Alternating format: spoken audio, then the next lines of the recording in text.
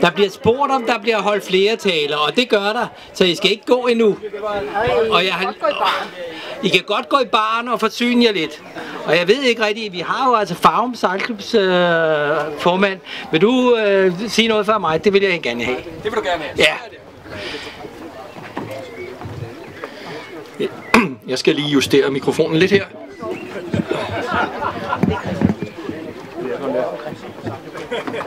Jeg tror, det er... Ja, op i fuld højde. En Wayfarer-sundsejler spurgte mig engang, hvor sejler I egentlig hen, når I sejler på Furesøen? Kan I føle ironien? Jeg svarede, vi sejler ikke hen, for vi er allerede der, hvor bøgen spejler sig i søen.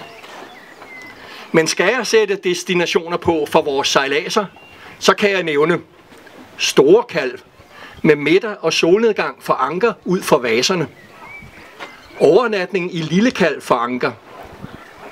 Frederiksdal med stop for en is i kiosken en varm sommerdag.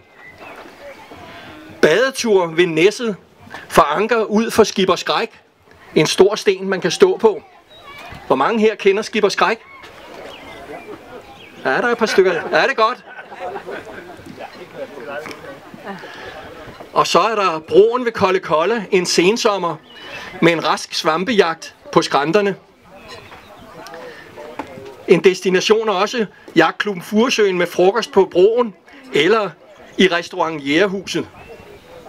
En tur til Holte via kanalen til Vejlesø med spændende bridge shooting, det vil sige mast ned og mast op.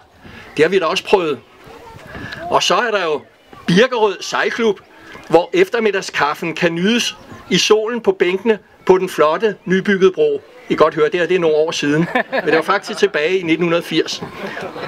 Og der var broen jo temmelig ny. Men den holder jo godt. Og nu da vi er nået til Birkerød, og til Birkerød Sejlklub, så vil jeg på Farum Sejlklubs vegne ønske jer tillykke med 40-års jubilæet.